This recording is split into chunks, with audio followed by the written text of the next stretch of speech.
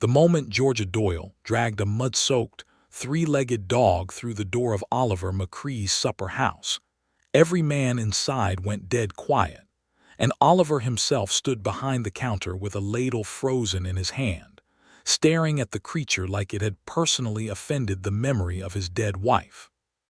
It was the autumn of 1883, and the town of Harlow Creek, Texas, sat baked and dusty at the edge of a long red valley where the cattle drives came through twice a year, and the wind never quite stopped blowing.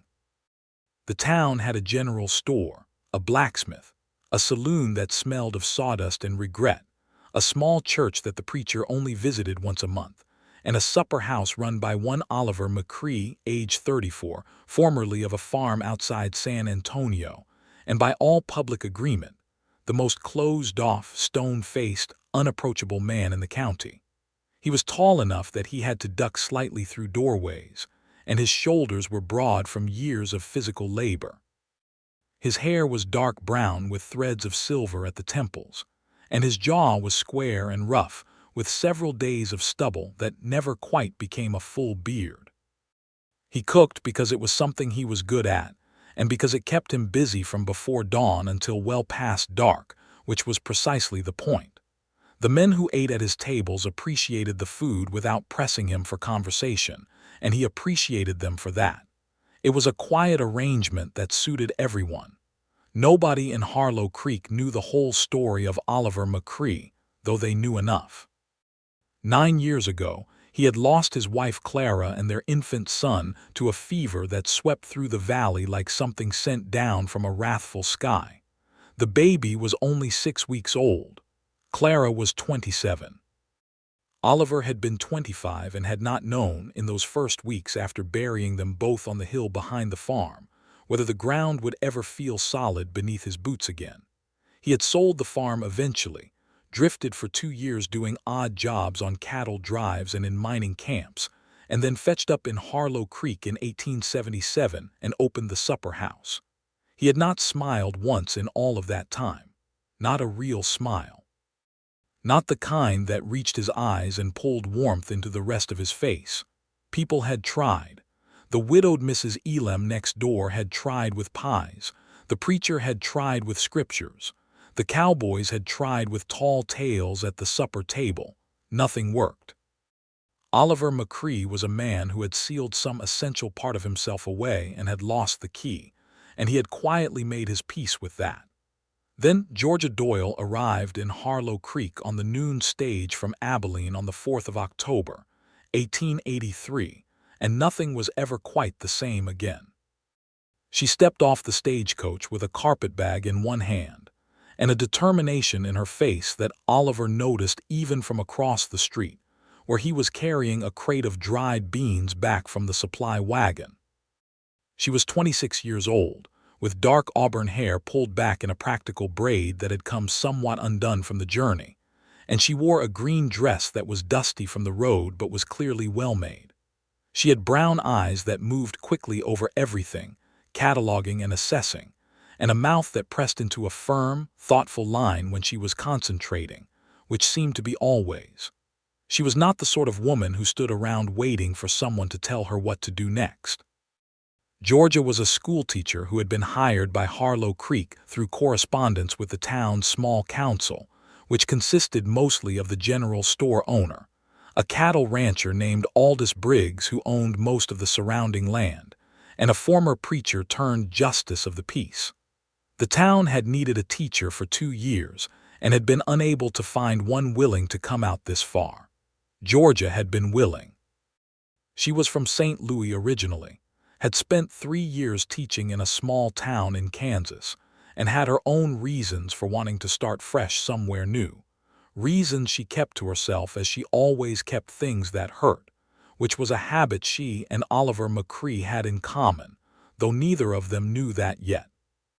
She collected her trunk from the driver, arranged for it to be taken to the boarding house run by a woman named Hattie Colburn, and then stood in the middle of the main street of Harlow Creek and looked around with those quick, dark eyes.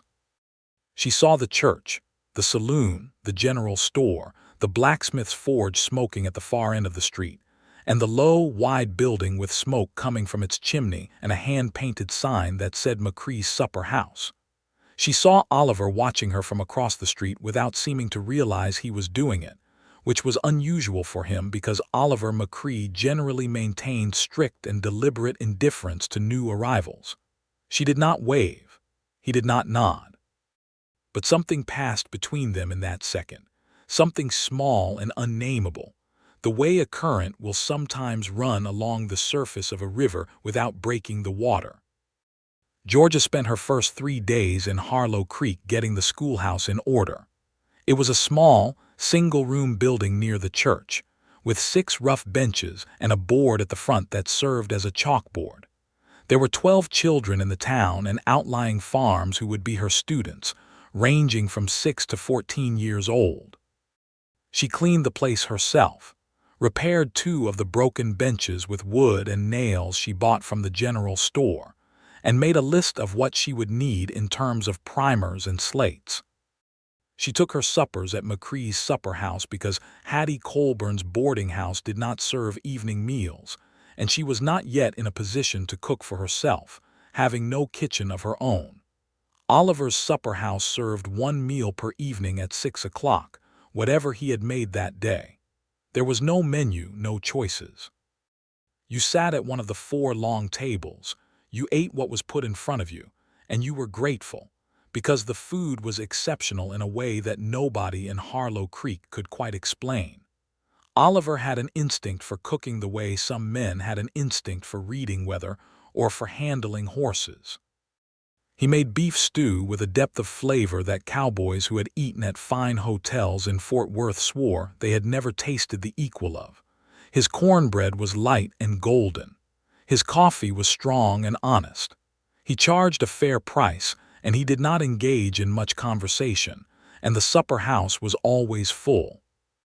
Georgia sat at the end of one of the long tables on her first evening, between a quiet young cowhand named Pete and an older surveyor who was passing through, and she ate Oliver's stew and was genuinely, profoundly surprised by how good it was.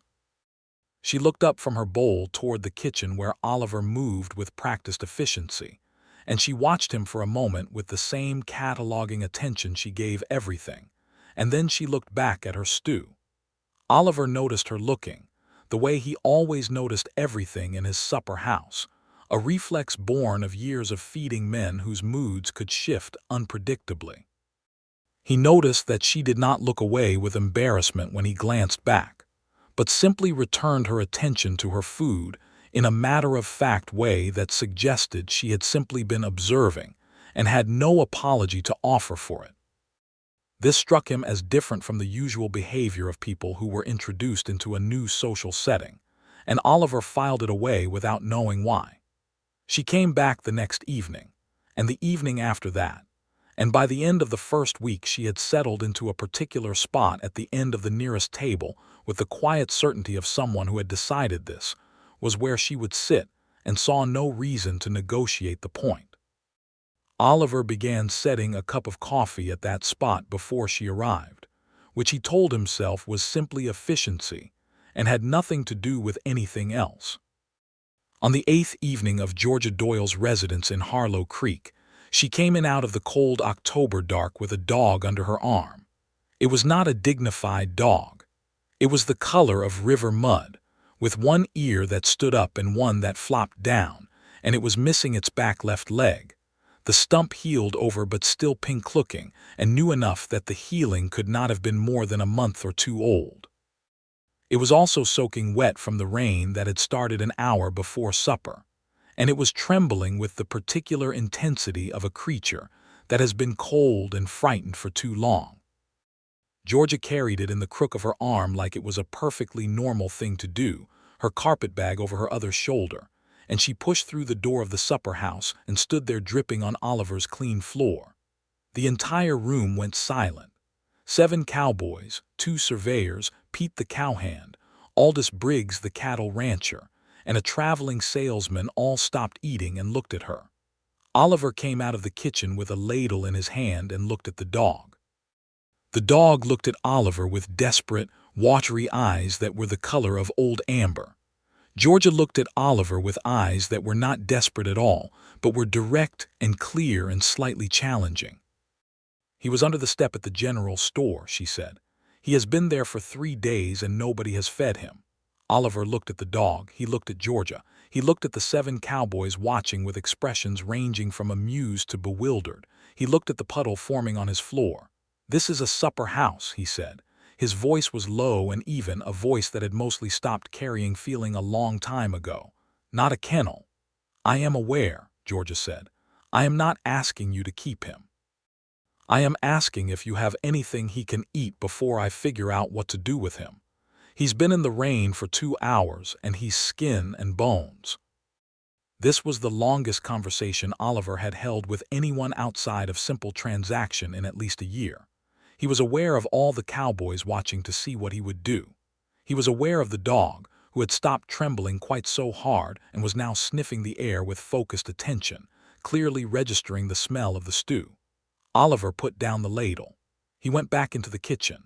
He came out a minute later with a tin plate of beef scraps and stew and set it on the floor near the door.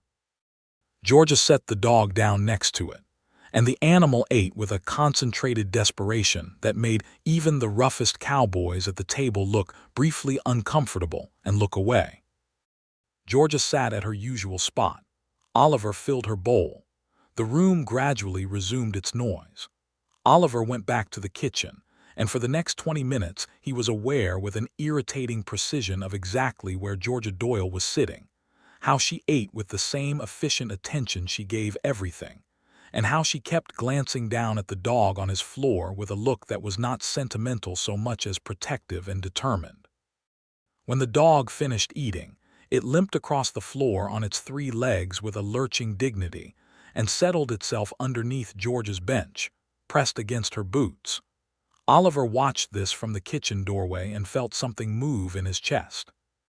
Not much, not enough to name, but something. After supper, when the other men had gone and Georgia was the last one at the table as she often was, Oliver came out with a rag to wipe down the surfaces. He did not speak first. He almost never did. "What will you do with him?" he finally said without looking up from the table he was wiping. Georgia considered the question seriously. "I cannot keep him at the boarding house. Hattie Colburn does not permit animals," I asked. "You asked already." "I asked before I brought him inside your establishment, yes. I apologize for the wet floor." Oliver looked at the floor, which he had already mopped up. "What is your plan, then?" It was not quite a question, the way he said it. It was not quite an expression of interest, either. It was the careful, neutral speech of a man who had trained himself not to reveal the direction of his curiosity. "I thought I might ask around tomorrow," Georgia said. "Someone must need a dog, a working dog. He has 3 legs, but he seems quick enough and he has a good nose. I could tell by the way he was smelling the whole room when I brought him in." "He found the stew from 2 tables away," Oliver said. "Yes, a good nose." There was a pause. The dog was asleep under the bench. "Leave him here tonight," Oliver said, and he went back to the kitchen before she could answer. Georgia looked at the door to the kitchen for a moment. Then she looked down at the dog. Then she pulled on her coat. "Good night," she said toward the kitchen. "Good night," came back after a beat from somewhere beyond the door. Oliver did not sleep well that night. He lay in the narrow cot in the back room of the supper house, where he always slept, and he listened to the dog moving around in the main room, claws on the floorboards, the sound of it settling, and he thought about Clara for the first time in months with something other than the dull, familiar ache. He thought about how she used to bring things home, too. A half-dead cactus wren once, which she nursed back to health with an eyedropper full of sugar water. A tortoise-shell cat that had delivered 6 kittens in their barn. She had always been rescuing things. He had loved her for it.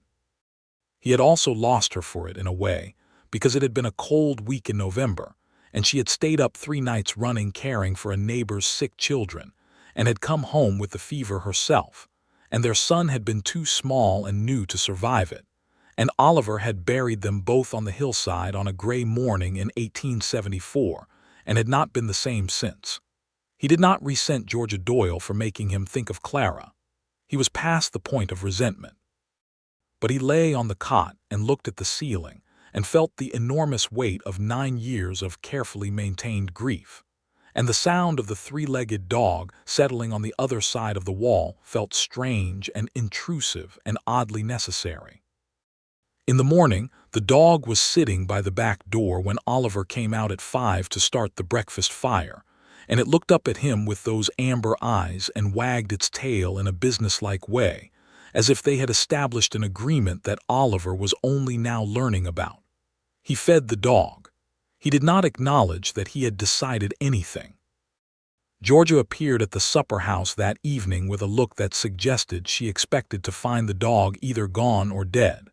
And when she came through the door and the dog lurched across the floor to her with its three-legged lurch and pressed its head against her knee, her face did something complicated and soft that Oliver saw from the kitchen, and then deliberately stopped watching. She came back to the kitchen doorway, which she had never done before, because the kitchen was Oliver's space, and everyone in Harlow Creek seemed to understand this without being told. "Thank you," she said. "He earned his keep. He kept the rats from the grain sacks." Georgia glanced at the kitchen, which was spotless and showed no evidence of rats or rat deterrents. "Of course," she said, and her mouth curved slightly at the corner in a way that was not quite a smile, but was something in the neighborhood of it.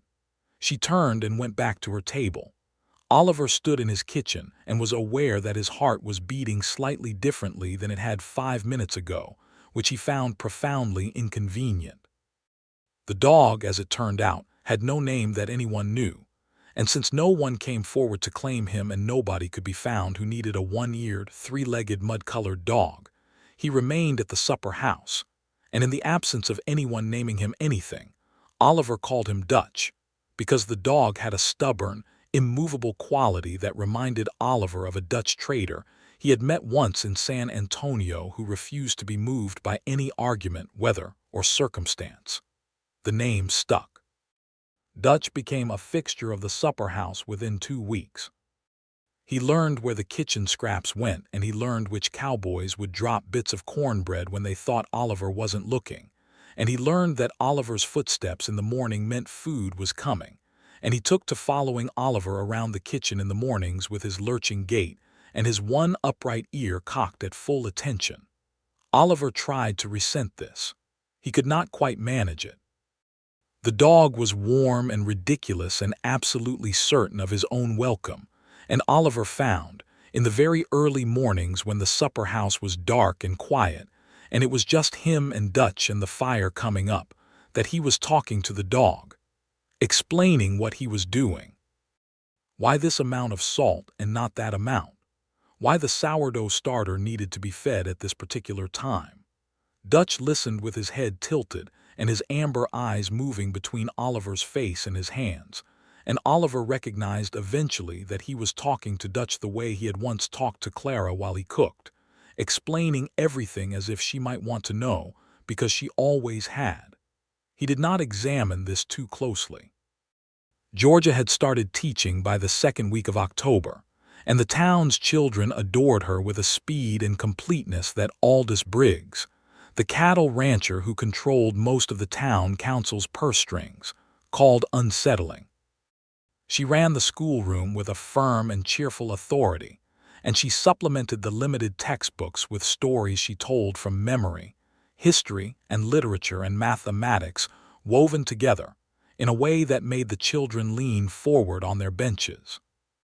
She also had no tolerance for injustice, which made itself clear very quickly when she discovered that the 2 Mexican children in her school, siblings named Rosa and Tomás Vega, had been placed at the back of the room by some unspoken prior arrangement and had been given the worst of the broken slates.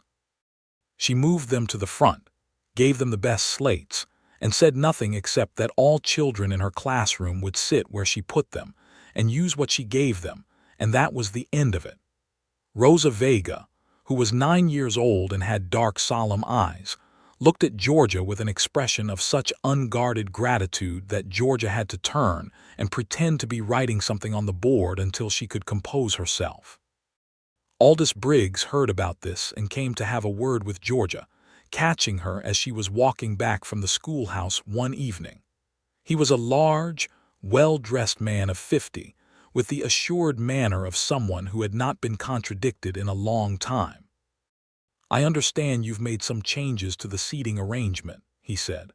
"I have," Georgia said. "I wonder if you might consider," he said, "that certain arrangements exist for reasons that have been worked out over time, and—" "I will not," Georgia said pleasantly, and walked past him. Briggs stood in the street looking after her with an expression that was half outrage and half something that might have been startled respect. Oliver heard about this from Pete the cowhand, who seemed to hear everything, and he stood in his kitchen for a moment afterward with his spoon in the stew pot, and something moved in his face that was not quite an expression, but was close to one. The thing between Oliver McCrae and Georgia Doyle did not move quickly, because neither of them was built for quick movement in matters of the heart. They were both careful, both guarded, both scarred in ways they did not advertise. But it moved steadily, the way a river moves in the deep middle, the surface apparently still but the current beneath always pushing forward. It began with the conversations after supper, when Georgia was the last one there and Oliver was cleaning up. They were short at first, practical, informational. He told her what she needed to know about Harlow Creek, because she had questions and he had answers, and it was simply efficient. He told her which merchants were honest, which cowboys were harmless and which were occasionally not, how the water from the eastern well was better than the western one, how to read the sky in this part of Texas when a storm was coming, which was often. She listened carefully and asked good questions, the kind that showed she had been paying attention not just to what he said, but to what he meant. She did not fill silences with noise, which was something Oliver had always found profoundly important in other people. She let a silence be a silence and picked up the thread when there was something worth saying. After 2 weeks of this, she started asking him about cooking, how he had learned, what the principles were. He found himself explaining things he had never articulated to anyone, the way heat worked differently on different cuts of meat, the way fat carried flavor in a way that nothing else could replicate, the way bread required patience and could not be hurried without consequence. She listened with the same focused attention she brought to everything, and she asked follow-up questions 3 days later that showed she had been thinking about it in the interval, which Oliver found startling and then quietly extraordinary. One evening, Dutch dragged himself up from under the bench and went and lay against the wall near the kitchen door, and Georgia was sitting at her usual place watching the dog with a thoughtful expression, and Oliver brought her a second cup of coffee without being asked, which he had never done before, and set it down and stood there for a moment with his hands on the back of the adjacent chair. "He is remarkably settled for a dog who had nothing 3 weeks ago," Georgia said. "Dogs adapt," Oliver said. "They don't spend a lot of time grieving what they've lost. They put their attention on what's in front of them." He heard himself say it, and there was a moment of silence in which they were both aware of what he had said and what it meant, and then Georgia looked up at him, and her expression was careful and kind. "That seems like something to learn from," she said. Oliver picked up the back of the chair and straightened up and went back to the kitchen. But the words stayed with him the way words rarely did anymore, settled somewhere in the chest and stayed. October gave way to November, and the cold came down off the high country in earnest, and Harlow Creek pulled itself inward the way small towns did when winter threatened. The cattle drives were done for the season, and the cowboys who worked the seasonal routes moved on to other work or drifted south, and the supper house clientele became smaller and more regular, the same dozen or so men every evening, plus Georgia, plus occasionally Hattie Colburn from the boarding house and her friend Mrs. Ruth Elam, the widowed woman next door to the supper house who had a vegetable garden that Oliver bought from in the warmer months. Mrs. Elam noticed the change in Oliver before Oliver noticed it himself. She was a woman of 62 with sharp eyes and a lifetime of watching people, and she noticed that Oliver stood in the kitchen doorway longer than he needed to when Georgia was in the room, and that he had started keeping a particular kind of apple that Georgia liked because she had mentioned it once and Oliver had apparently stored the information. Mrs. Elam said nothing about this to anyone except Ruth, and Ruth said, "Well, it's about time," and that was that. The night that everything shifted happened on the 21st of November, during a storm that had been building since morning and broke with full force around 7 in the evening. Georgia had been at the supper house for the meal and had stayed afterward talking with Mrs. Elam about the children in the school. And then the storm came in so fast and hard that the street outside turned into a running river of mud, and the wind hit the windows with a sound like thrown gravel, and it was apparent to everyone that going out in it was inadvisable. Mrs. Elam, who was next door, dashed home between gusts, holding her hat and laughing. Georgia remained, sitting at the end of her table with her coat on and her carpetbag in her lap, watching the storm out the window with a philosophical expression. Oliver banked the fire in the kitchen and came out and looked at the storm and then at Georgia. "I'll wait until it lightens up," she said. "It won't," Oliver said. "Not tonight." He had lived in this valley long enough to know the weather with a rancher's certainty. "You can sleep in the back storeroom. There's a cot. It's decent enough." Georgia looked at him.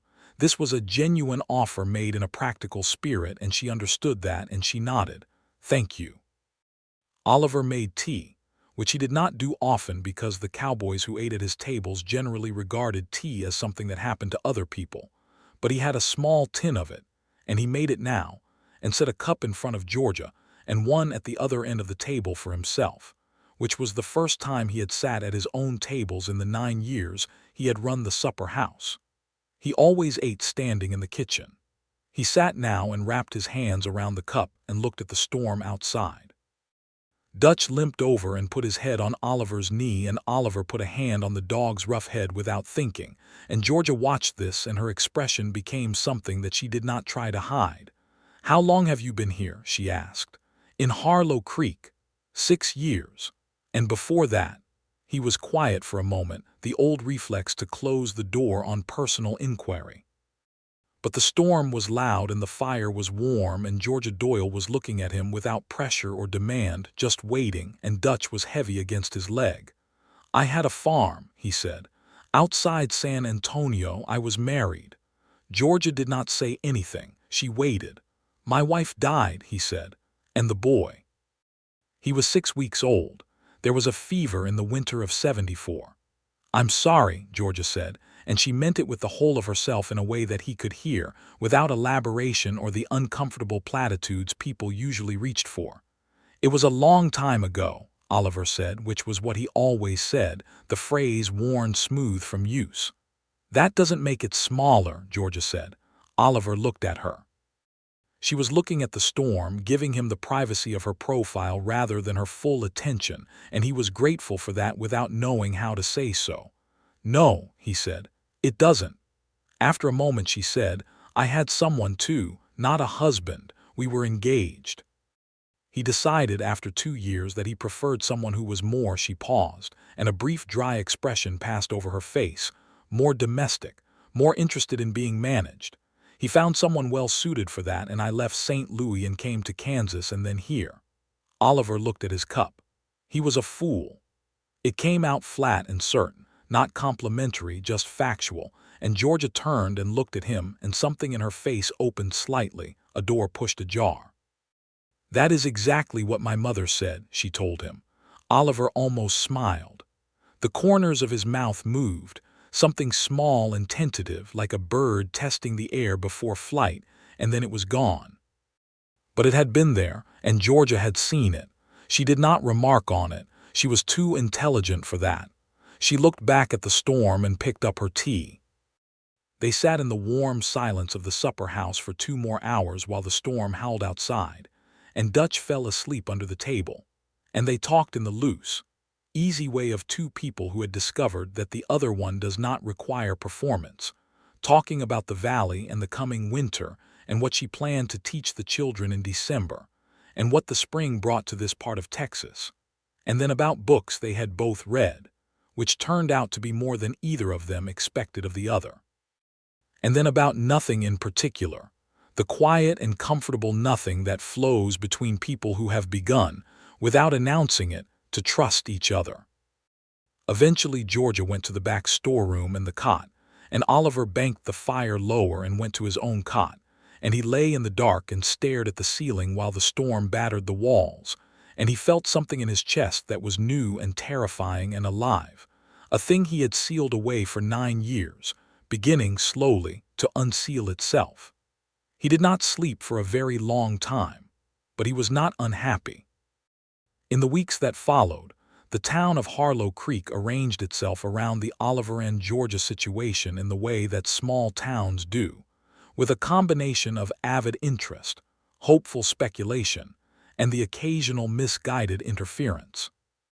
Hattie Colburn began inviting Georgia to things specifically because Oliver would also be there, which was transparent enough that Georgia told Hattie directly that she was aware of what she was doing, and would appreciate it if Hattie trusted things to develop on their own schedule, to which Hattie replied that she was simply being a good neighbor and had no idea what Georgia was suggesting, and then winked, which rather undermined her position.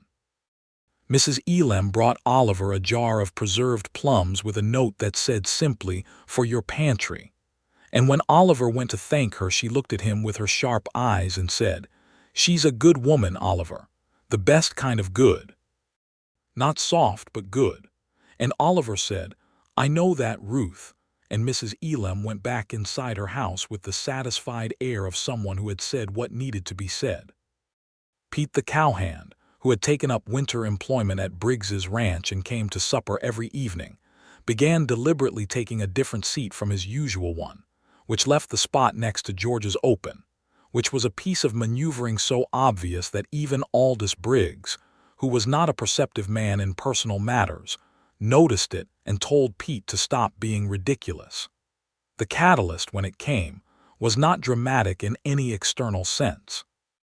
It was simply a Tuesday afternoon in the first week of December, a cold, clear day with frost on the ground, when Oliver went to the general store for supplies and came around the end of a shelf to find Georgia there, looking at a selection of small books that had come in on the last supply wagon, turning them over in her hands with a look of concentrated evaluation. She had her hair pinned up under her hat, and a strand of it had escaped at the side of her neck, and Oliver stood in the aisle for a moment and was struck by the specific and particular reality of her.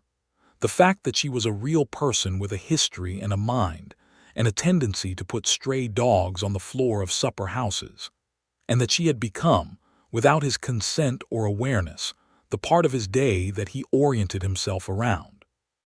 She turned and found him standing there and was not startled, only a little surprised. "Hello, hello," he said. "I'm trying to decide if these will be too advanced for my older students," she said, holding up one of the books. "What do you think?" He looked at it.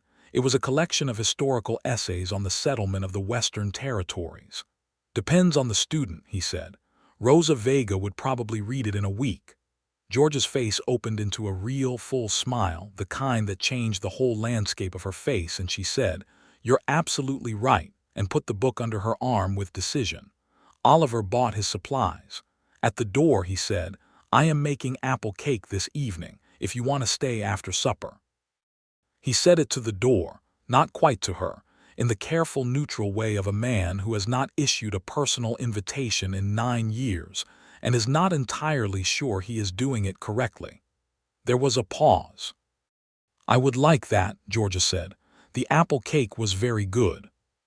Georgia said so directly and without excess, and Oliver refilled her plate, and Dutch sat between them under the table and sighed contentedly.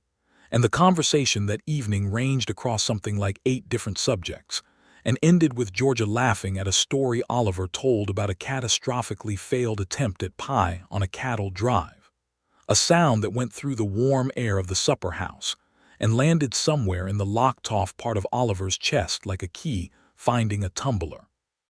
He was quiet for a moment after the laughter faded. Georgia was looking at him. The fire in the kitchen was lower now and the light in the room was amber and soft. "You should do that more," she said. "What?" he said, though he knew. Tell stories. Your face does something when you tell stories." He looked at his hands on the table. "It's been a while," he said. "I noticed," she said simply, not as a criticism, just as a fact she had observed. He looked up and found her looking at him with the full, honest steadiness of her gaze, and he thought that whatever was in him that had been sealed and cold and still for 9 years was not sealed or cold or still anymore, and he did not know whether to be grateful or terrified, and then he thought that he might be both, and that was all right. He did not reach across the table. He was not there yet. But he held her gaze for 3 full seconds without looking away, which was, for Oliver McCrae, almost everything. December brought the holidays, and with them, a church social organized by the Justice of the Peace that the whole town was expected to attend. And Oliver had not attended a social event of any kind since 1875, which everyone knew, and the fact that he came this year, walking through the door of the church hall with Dutch at his heels and his hair brushed and his good shirt on, caused a noticeable ripple through the assembled population of Harlow Creek that he ignored with his characteristic completeness. He found Georgia immediately, the way his eyes had learned to find her without effort, and she was standing near the punch table talking with the Vega family, and Rosa Vega was showing her something in a small notebook with a look of concentrated pride, and Georgia was looking at whatever it was with a real and focused interest that was not condescension but genuine engagement. Oliver crossed the room and Dutch went ahead of him, because Dutch had no conception of personal space or formality, and nosed at Rosa Vega's knee, and Rosa looked down and laughed, a child's uncomplicated laugh, and scratched the dog between the ears with the expertise of someone who understood dogs. Georgia looked up and found Oliver and said, "Rosa has been working on something rather remarkable," and Rosa showed Oliver the notebook, which contained a series of careful drawings and observations of birds she had seen near the school, with their Spanish names written in one column and the English names she was learning in another, and Oliver looked at it seriously and said, "The meadowlark. You've got the markings exactly right." And Rosa's father, a quiet man named Eduardo Vega who worked at the blacksmith's forge, looked at Oliver with a careful expression that contained a great deal of gratitude for something that had nothing to do with meadowlarks. Oliver stood with Georgia at the social for an hour and a half, which was the longest he had stayed at a social gathering since his wife was alive, and they talked to people in the easy way of 2 people who have unconsciously aligned themselves and have stopped pretending to each other that they have not. Hattie Colburn observed this from across the room and said to Mrs. Elam, "Well, there it is," and Mrs. Elam said, "There it is indeed."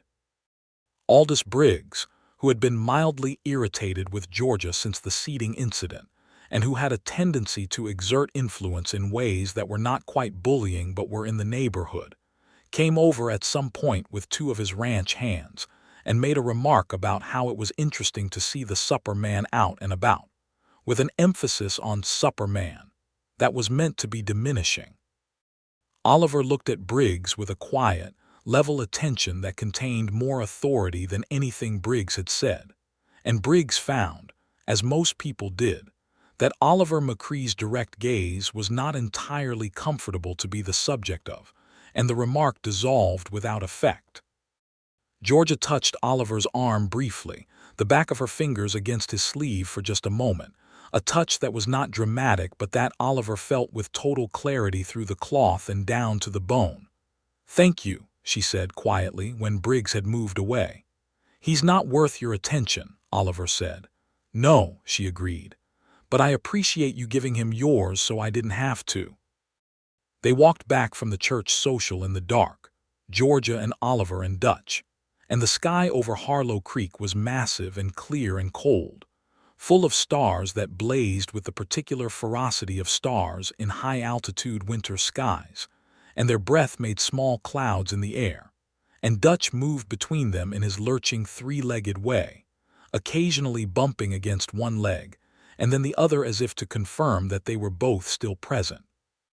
At the door of the boarding house, Georgia turned and looked up at Oliver in the starlight, and he was looking back at her with that expression on his face that was not closed off anymore, that was open in a way that she recognized as costing him something. "Oliver," she said. "Georgia," he said, and then, because it was the most honest thing he had available, "I have not felt like this in a very long time."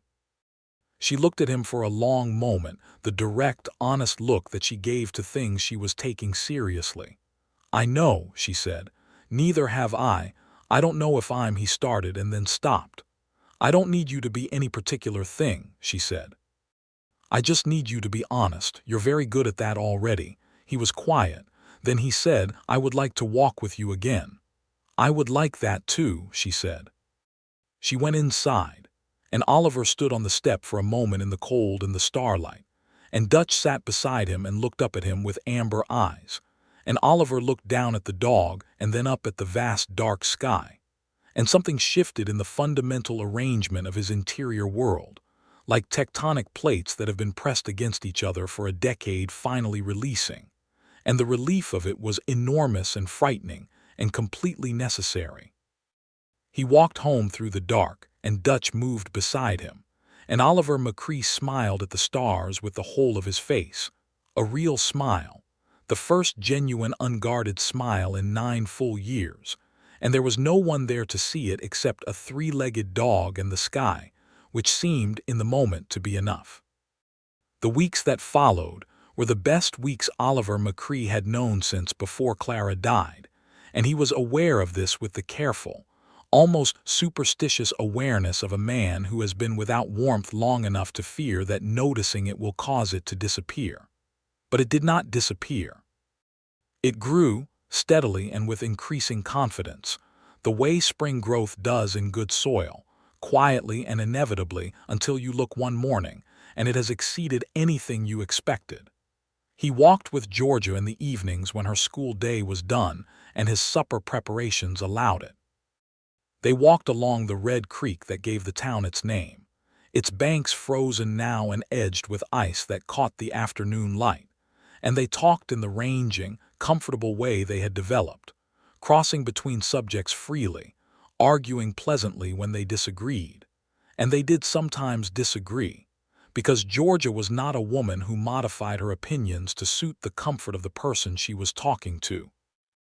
And Oliver respected that even when the disagreement was about something that concerned him directly. She told him more about St. Louis, her family, her mother who had taught her that a woman's intelligence was not a liability, but only treated as one by men who were not up to it. He told her more about the farm, more about Clara, more than he had told anyone in 9 years. Slowly and in the same careful way he moved in everything, but he told her, and she listened with that total, unperforming attention of hers, and she did not try to fix or reframe or offer consolation. She simply heard it, and that was the most valuable thing anyone could have given him. On a Thursday in late December, Oliver was making bread in the early morning, and Dutch was lying by the warm stove, and Oliver was not thinking about anything in particular, just the bread, the rhythm of the kneading. And then George's face came into his mind with a clarity that was almost physical. The way she looked when she was laughing, the strand of hair against her neck in the general store, the way her expression had looked in the starlight outside the boarding house. And Oliver stopped kneading and stood with his hands in the dough and looked at Dutch.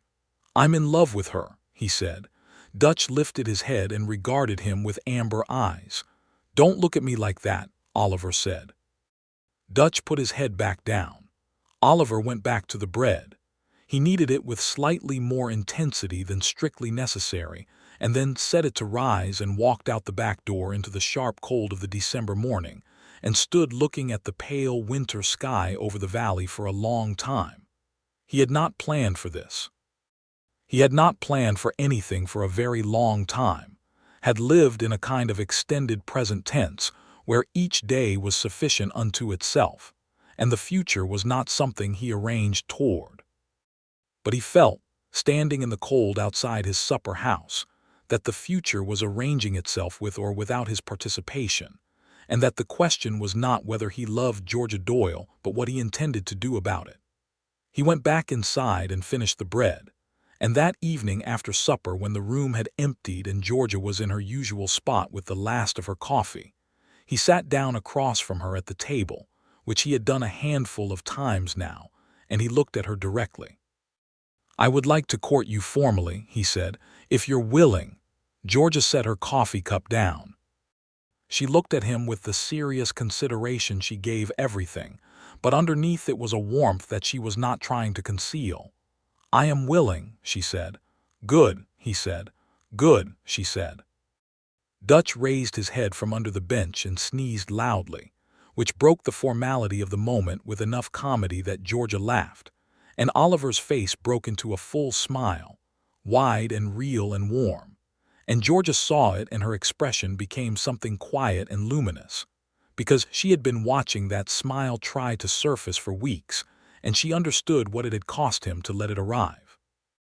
The formal courtship of Oliver McCrae and Georgia Doyle was, like everything about both of them, direct and earnest and without much performance. He brought her things he had made, food primarily, because that was his language, his native mode of expressing care, a jar of honeyed pears, a loaf of the sourdough bread with a small crock of butter, a batch of sugar cookies for the school children that he wrapped in cloth and sent with her without explanation as if it were nothing, which made Georgia stand in the schoolroom with the package in her hands and look at the door he had just walked through and feel something entirely unmanageable in the region of her heart. She brought him things too, practical things she had noticed he needed. A good mending needle because his shirt had a coming-apart seam she had noticed for weeks. A small reference book on plants of the Texas Hill Country that she found in a lot of books at the general store, and that seemed to suit his interest in the natural world, which she had intuited from the way he talked about the garden he kept behind the supper house in summer. She also brought him, on a Saturday afternoon in January, a pressed flower she had found between the pages of an old book, a wild columbine, still purple after however long it had been pressed, and she set it on the kitchen counter without explanation while he was standing at the stove and walked back out, and Oliver stood and looked at the flower for a long time after she was gone.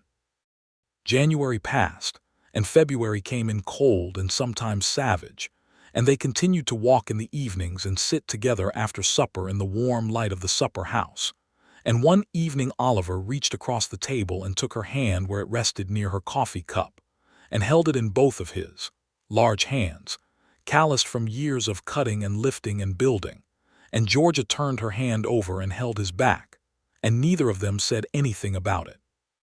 They just held on in the warm quiet, and Dutch snored gently under the bench, and outside the wind moved through the empty winter street of Harlow Creek, and inside everything was warm and still.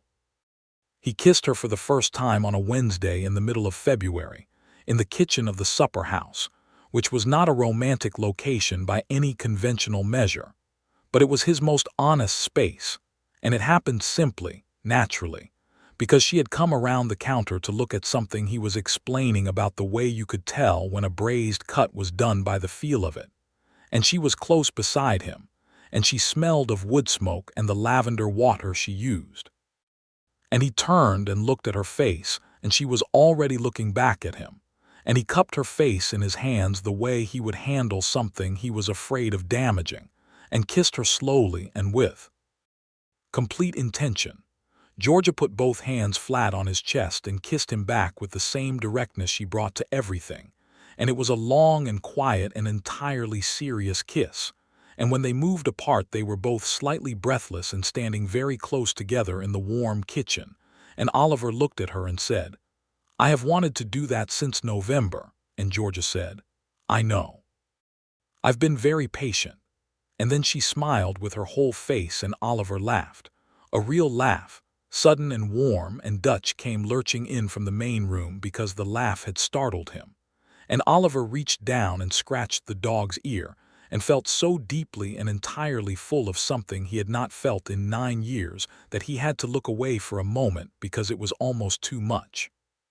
Spring came to Harlow Creek the way it always did in this part of Texas, not gradually but suddenly, as if the land had decided enough of winter and made the change with resolution.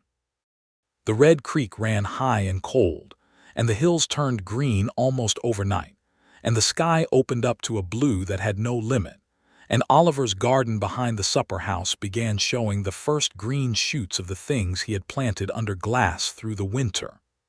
It was Georgia who brought up the subject of the future, because she was a practical woman who believed in saying important things directly rather than circling them.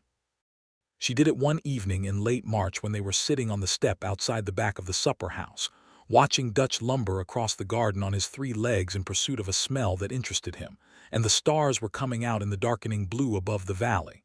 "Oliver," she said, "what do you want? In the long term, I mean between us." He was quiet for a moment, not because he did not know, but because he was choosing his words with care. "I want to marry you," he said, "if you'll have me. I want a life, a real one. I stopped wanting that for a long time, and he started again. You made me want it again.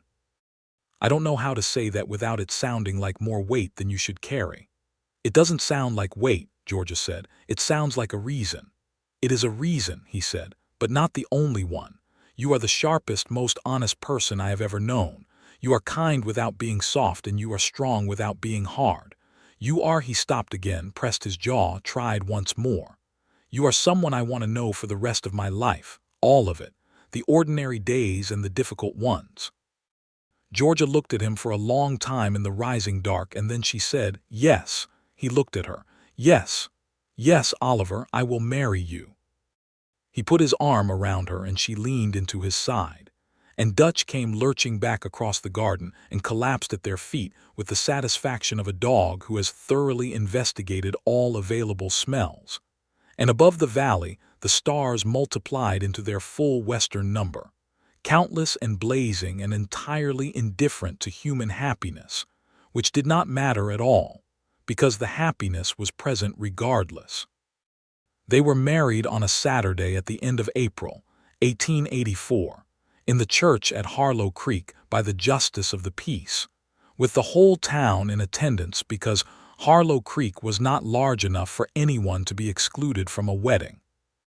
Georgia wore a dress the color of pine needles, not a traditional white because she was a practical woman and would have more use for a green dress afterward.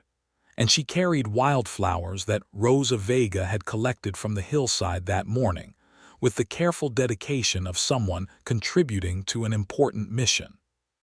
Oliver wore his good shirt and jacket and had shaved, and he stood at the front of the church and watched Georgia come down the aisle with an expression on his face that was so openly and completely full of love and wonder that Mrs. Elam cried into her handkerchief, and even Pete the cowhand found it necessary to look at the ceiling.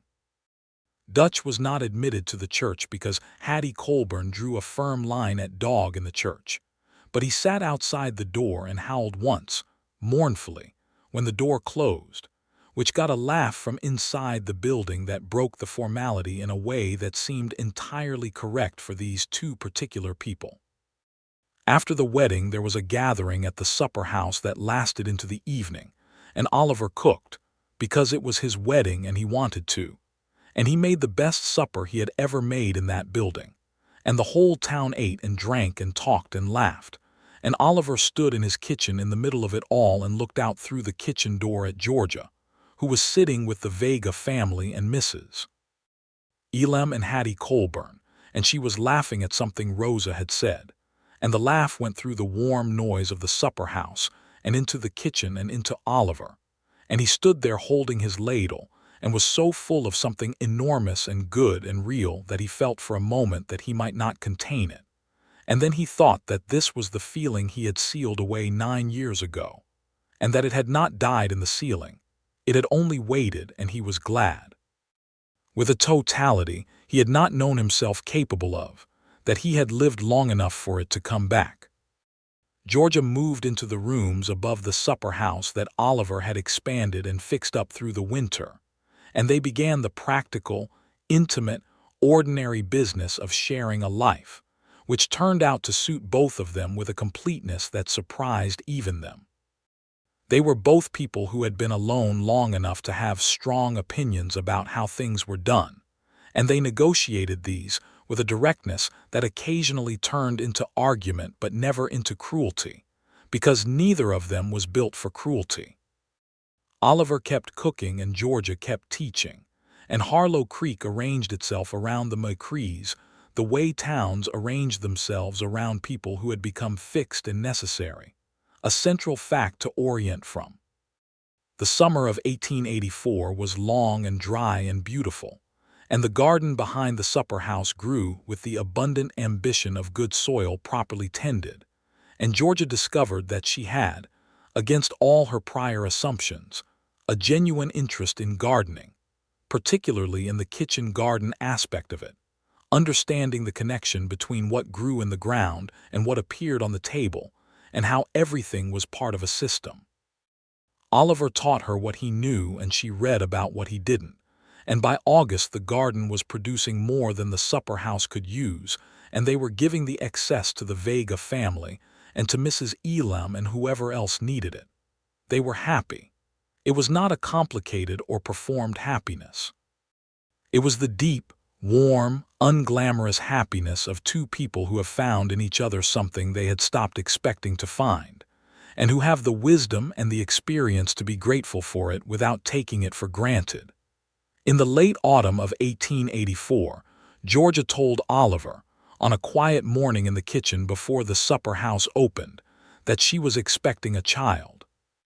She said it in her direct, quiet way, watching his face. Oliver stood still for a long moment.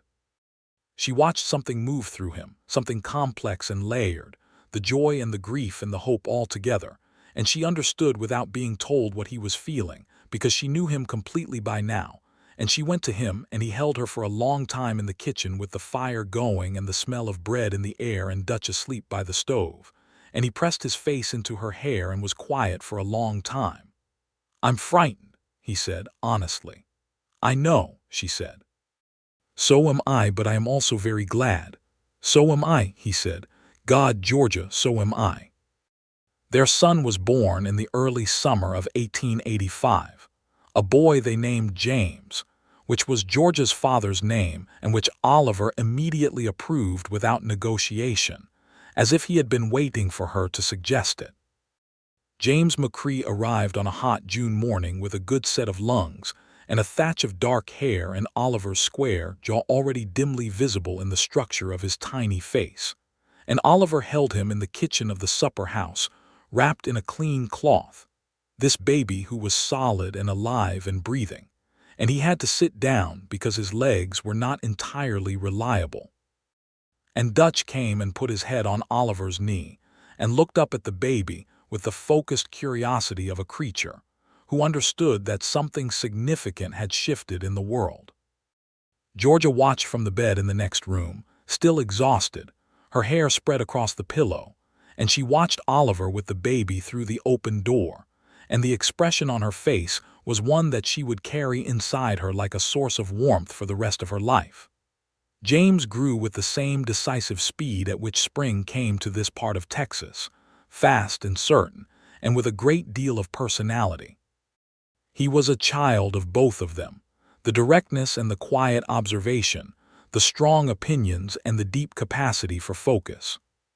He took to Dutch immediately and Dutch took to him, and for the first year of James's life, the three-legged dog slept under the baby's cradle with a protectiveness that suggested Dutch had decided this was his primary responsibility, and everything else was secondary. Life in Harlow Creek continued to move and change around them, as life does. The railroad came closer in 1886, which brought more people through and changed the economy of the town in ways both good and complicated. Aldous Briggs, facing some kind of financial reversal connected to overextended cattle loans, became considerably less overbearing, and Georgia's school grew to 18 children when several new families settled in the valley, and she pressed the town council for an additional schoolroom, and got it, eventually, after a campaign conducted with the same pleasant, unyielding persistence she applied to everything. Eduardo Vega, Rosa and Tomás's father, became one of the better blacksmiths in the county. And Rosa, who was 13 by 1886, was so clearly extraordinary in her intelligence and curiosity that Georgia and Oliver between them had begun to quietly plan how to ensure she had access to more education than Harlow Creek could provide, writing letters to a school in San Antonio that had recently begun accepting students from what were called non-Anglo backgrounds, which was a bureaucratic way of saying it was progress, imperfect and insufficient but present. Oliver's supper house continued to be the best eating in the county, and there was a period in 1886 when a correspondent for a San Antonio newspaper passed through Harlow Creek and wrote a brief piece about the supper house that brought enough curious visitors through the following month that Oliver had to turn people away, which he did without visible satisfaction, but with an inner quiet pride that Georgia knew about because she knew him, all of him, without remainder. Dutch was 5 years old by the summer of 1887, which was, by the estimates of the men who knew dogs, a reasonable age for a three-legged stray with an uncertain early life, and he was showing it, moving more slowly, sleeping more, his dark muzzle going gray.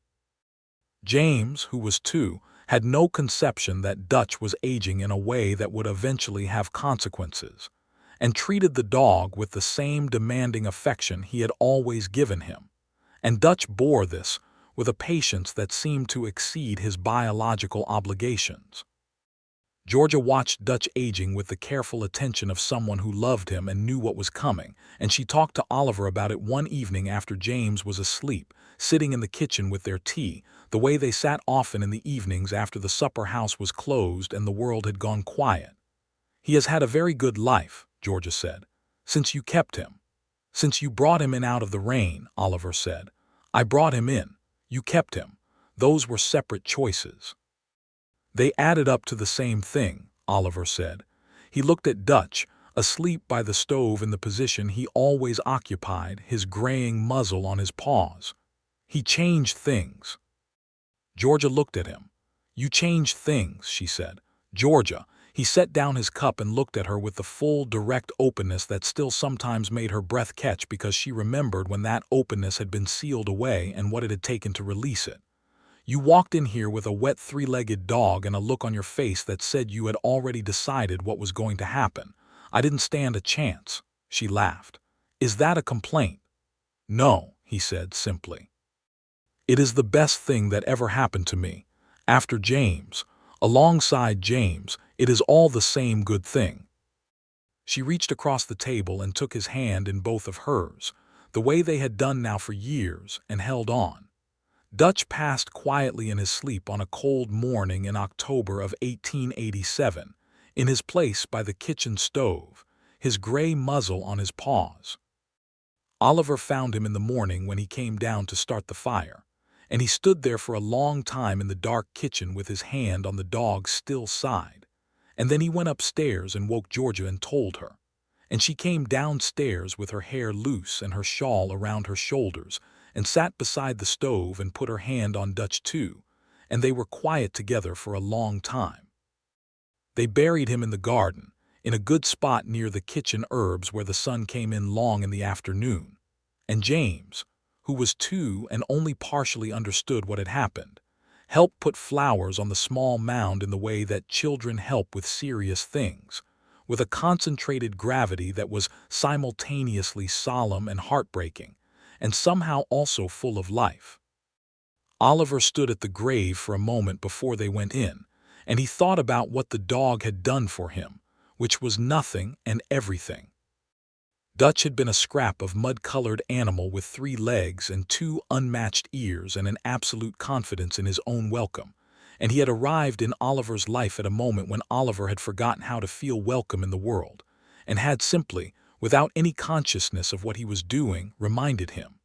And the woman who had brought him in out of the rain had done the rest. "Thank you," Oliver said, quietly, at the small grave with the flowers on it. Georgia heard him. She took his hand and he took it back and they went inside. Life continued its generous, ordinary unfolding. A second child came in the spring of 1889, a girl they named Clara, and Oliver chose the name himself and told Georgia why. And Georgia accepted it with the full understanding of everything it meant, the honoring and the letting go. And she thought this was the most complete and loving thing she had ever seen a person do, and she told him so. And Oliver held the baby in the kitchen and looked out the window at the garden where Dutch was buried, and at the hills beyond where the valley stretched away into the blue Texas distance. And he was at peace in a way he had not known was still available to him. James, who was 4 when Clara was born, approached his sister with the same serious, observational quality he had inherited from his father, examining her with focused attention, and then declaring that she seemed acceptable, which made Georgia laugh so hard she had to hold her side. And Oliver stood in the kitchen doorway watching his family and felt the enormous, impossible reality of it. How different it was from the life he had been leading 6 years ago. Sealed into himself in a supper house with the conviction that the best parts of his life were behind him. He had been wrong. He was so entirely wrong, and he was grateful for it in a way that was almost physical, a gratitude that lived in the body alongside everything else. Harlow Creek grew and changed as the decade turned. The railroad reached a town 12 miles to the east in 1890, and the cattle drives shifted their routes accordingly, which meant less traffic through Harlow Creek's main street, but also a quieter and more settled kind of life. New families built on land in the valley. Georgia's school became 2 rooms, and she hired an assistant teacher, a young woman from Dallas named Margaret who had Georgia's directness without quite having her authority yet, but who was learning. Rosa Vega, by now 16 and the most gifted student Georgia had taught, corresponded regularly with the school in San Antonio and was being considered for a scholarship that would allow her to attend. Georgia wrote 3 letters in support of this to the school's board, each one better and more forceful than the last, and Eduardo Vega shook Oliver's hand in the street one day with tears in his eyes and said only, "Your wife," and Oliver nodded and said, "I know," because there was nothing more to add. In the evenings, when both children were in bed and the supper house was closed and the town was quiet, Oliver and Georgia sat in the kitchen the way they always did, with their tea and the low fire and whatever they were reading or working on, and they talked or they were silent in the comfortable, inhabited silence of people who have been together long enough that silence is another form of conversation. Oliver had begun to teach James, who was 6 by 1891, the basics of cooking, because the boy had shown up one morning at 4:30 when Oliver came down to start the fire and announced he wanted to learn, and Oliver had looked at him for a moment and then handed him an apron that dragged on the floor and said, "All right, we start with bread." James stood on a small stool at the counter and listened to everything with the same focused intensity his father had always brought to what he cared about. And Oliver felt, in those early mornings with his son in the kitchen, a kind of continuity that he had thought for a long time was not available to him, a thread running forward, a life that was not only about what had been lost, but about what could be made. Clara, from very early, had her mother's quality of moving through a room and immediately assessing what needed to be done and doing it, and also her mother's disregard for being told not to. She was an affectionate tyrant of the most charming kind, and she had both her father's jaw and her mother's laugh, and she adored Dutch's grave in the garden with a passion that seemed inexplicable, until Oliver realized that she had heard the story of Dutch from James, and had decided that Dutch was the origin of everything, which was not entirely wrong. In the spring of 1892, Georgia sat at the kitchen table on a May evening with the window open and the smell of the garden coming in, working through some papers from the school, and Oliver brought her a cup of tea and set it beside her, and she looked up at him and smiled, and the smile was the same as it had always been, the one that changed the whole landscape of her face. And Oliver stood there and looked at her, and thought that he had spent a very long time believing that the capacity for this kind of life, this ordinary, warm, full life, had been taken from him, and that he had been wrong, and that being wrong had been the making of him. Georgia saw the look on his face and set down her pen. "What?" she said. He sat down across from her. "I was just thinking," he said, "about before you came." She waited. "I had told myself," he said carefully, "that this," he gestured, not at anything specific, at the kitchen and the papers and the cups of tea and the upstairs where their children were sleeping and all of it, the whole encompassing fact of their life, was not something I was going to have. That I had already had it and lost it, and that was the end of it. And," she said quietly, "and I was wrong," he said, "and I am extraordinarily glad that you brought that dog in out of the rain." Georgia looked at him across the table with the warm, direct, serious steadiness of her gaze. "Dutch did the easy part," she said. "You did the hard part." "You did the hard part," he said. "I was just standing in my kitchen refusing to move."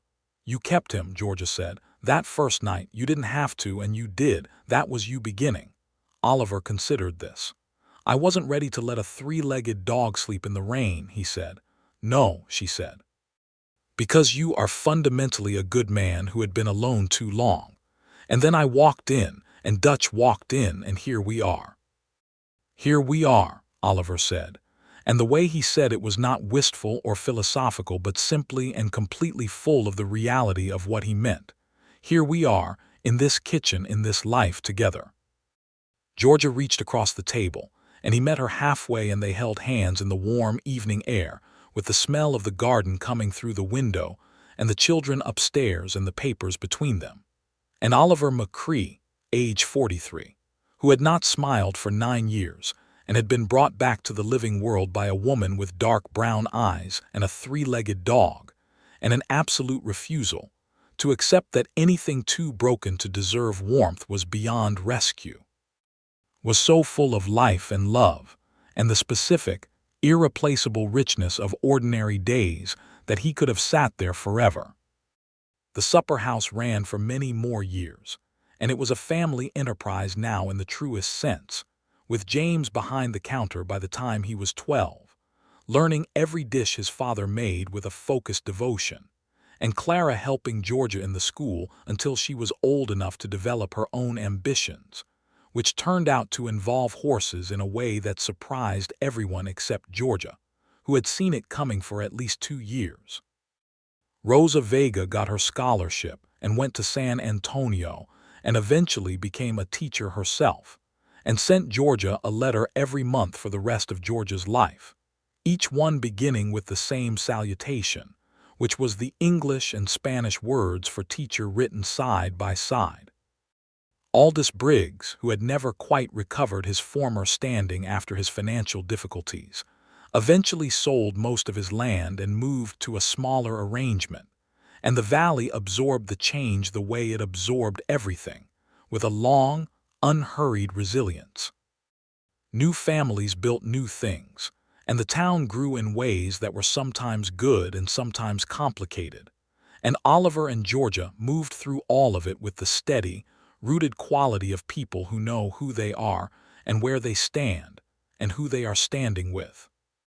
On a September evening in 1895, Oliver and Georgia sat on the step outside the back of the supper house the way they had sat many times before, watching the last of the daylight leave the sky above the valley, the colors going from orange to rose to a blue so deep it was almost purple, and the first stars appearing, and the smell of the kitchen herb garden coming to them on the still air, and they were quiet for a long time. "James is better than me at the Roo," Oliver said, which was the first thing either of them had said in 20 minutes. Georgia considered this. "He's not better, he's different." "He's better," Oliver said, with the honest certainty of a man who is able to be generous because he is secure. "He has patience I never had. He can wait out a sauce." "You have patience," Georgia said. "You waited 9 years." Oliver looked at her. She was looking at the sky with her profile to him, the way she sometimes gave him her profile when she was saying something important, offering him the privacy of a direction to look other than her face. "I wasn't waiting," he said. "I was just stopped." She turned then and looked at him, and the evening light on her face was the same light that had been there when he first saw her step off the stagecoach in her dusty green dress with her carpet bag and her quick eyes that assessed everything, and she was 40 now and the same as she had always been and entirely different, more fully herself, in the way that time treats some people generously, deepening them rather than diminishing them. "You weren't stopped," she said. "You were waiting. You just didn't know it." He held her gaze for a long moment, and then he did the thing he had done thousands of times over the years they had been together. He put his arm around her, and she settled against his side, and they sat in the warm evening looking at the sky over the valley, at the stars coming out one by one in the darkening blue. Down in the garden, near the kitchen herbs, in the spot where the afternoon sun came in long and generous, a small stone marked where Dutch was buried, and the herbs had grown up thick and green around it for the past several years, wild with health, as if the ground there was particularly good. Oliver thought about the night he had heard Dutch moving on the other side of the wall, and had lain on his cot in the back room and thought about Clara, about the wren she had nursed back to health, about the cat in the barn, about the specific and irreplaceable quality of someone who saw what was broken in the world and moved toward it with practical love rather than looking away. He thought about how the dog and the woman had been made of the same essential material, the same refusal to accept unnecessary suffering as inevitable, and how they had together undone 9 years of sealed-off life in a town he had expected to live in until he died, quietly and without particular hope. He was grateful. He was entirely and completely grateful. "Georgia," he said. "Oliver," she said. "I love you," he said, the same words he had been saying for 11 years, never diminished by repetition, always carrying the full weight of what they had cost him and what they had given him, every single time. She turned her face up and looked at him in the star-filled evening, and her expression was the full, direct, unflinching one she gave to things she was taking completely seriously, which was him, always him. "I love you," she said.